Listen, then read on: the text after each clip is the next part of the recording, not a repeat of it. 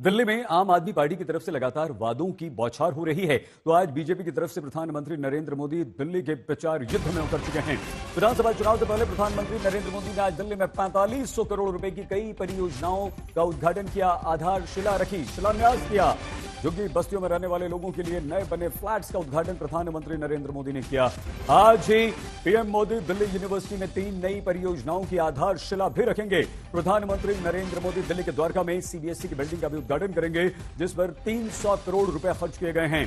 प्रधानमंत्री नरेंद्र मोदी 2 शहरी पुनर्विकास परियोजनाओं का भी उद्घाटन करेंगे, जिनमें नारोजी नगर में वर्ल्ड ट्रेड सेंटर शामिल है। लेकिन आज उन्होंने सबसे बड़ा हमला अरविंद केजरीवाल पर किया। शीश महल के बहाने केजरीवाल को कट्टर बेईमान बताया।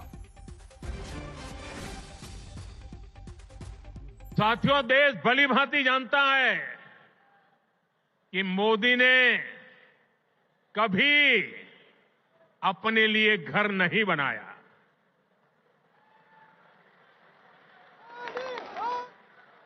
लेकिन बीते 10 वर्षों में 4 करोड़ से अधिक गरीबों के घर उनका सपना पूरा किया है।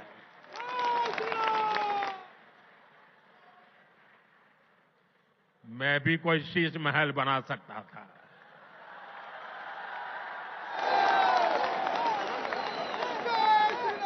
लेकिन मेरे लिए तो मेरे देशवासियों को पक्का घर मिले, यही एक सपना था।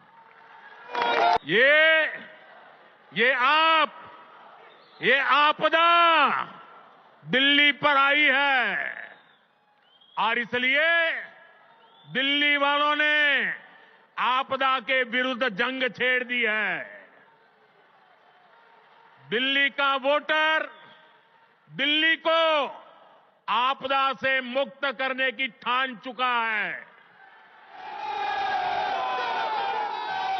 दिल्ली का हर नागरिक कह रहा है, दिल्ली का हर बच्चा कह रहा है, दिल्ली की हर गली से आवाज आ रही है, आपदा को नहीं सहेंगे, बदल के रहेंगे।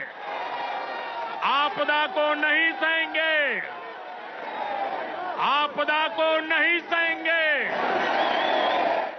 आपदा को नहीं सहेंगे। सौरभ भारद्वाज ने पीएम मोदी को जवाब दिया है।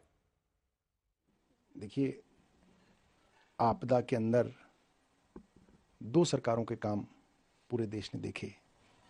कोरोना के दौरान पूरे देश में ऑक्सीजन का हाहाकार मचा।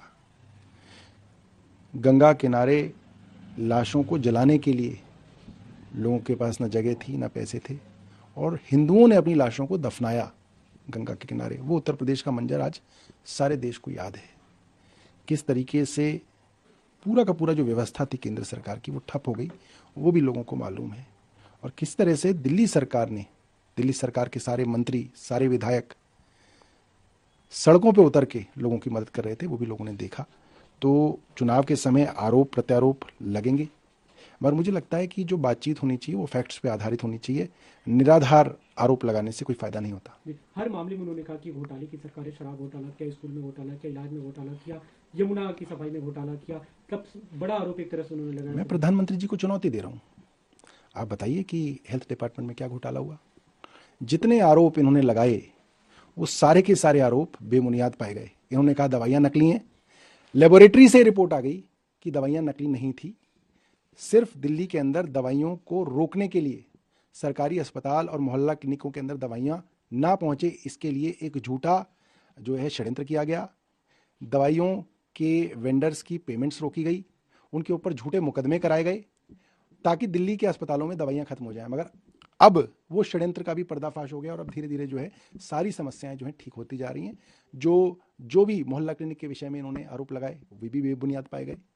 तिहाड़ जेल, मंडोली जेल के अंदर हजारों कैदियों के ब्लड टेस्ट किए जाते हैं। जाहिर सी बात है उनके पास कोई फ़ोन नंबर नहीं होते, उनके नंबर 9999999 रिकॉर्ड में लिखे गए, मगर उसका भी हवा बनाया गया, उसको एक स्कैम की तरह दिखाया गया और बाद में हाईकोर्ट से उन लेबोरेटरी के वेंडर्स की पेमेंट के आदेश हुए और उन लेबोरेटरी वालों की पेमेंट की गई। मगर एक षड्यंत्र के तहत दिल्ली के मोहल्ला क्लिनिकों के अंदर दवाई रोकी गई, टेस्ट रोके गए। मगर अब अरविंद केजरीवाल जी के आने के बाद दूध का दूध पानी का पानी हो गया और सारी चीज़ें सुचारू रूप से चलने लगी। आयुष्मान को लेकर उन्होंने खासतौर पे जिक्र किया कि ये सरकार, आपदा सरकार आयुष्मान को रोक रही है। मैं चाहता हूँ कि हमारे बुजुर्ग स्वस्थ रहें देश भर में। मैं चाह के भी बुजुर्गों की सेवा नहीं कर पा रहा हूँ दिल्ली में।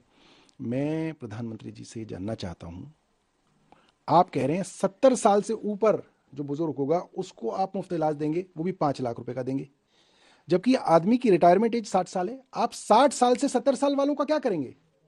मैं जानना चाहता हूं इस नीति के पीछे क्या है। जब भारत की जो एवरेज एज है वो 67 साल है, तो आपने ये सोच के बनाया कि 70 साल तक तो जीते ही कम लोग हैं, इसलिए 70 से ऊपर वालों को देंगे। अगर आपकी नीयत साफ होती तो आप ये कहते कि 60 साल की उम्र में रिटायर होता है आदमी, उसके पास पैसों की कमी होती है, 60 साल से ऊपर वालों को हम मुफ्त इलाज देंगे। आपने नहीं दिया।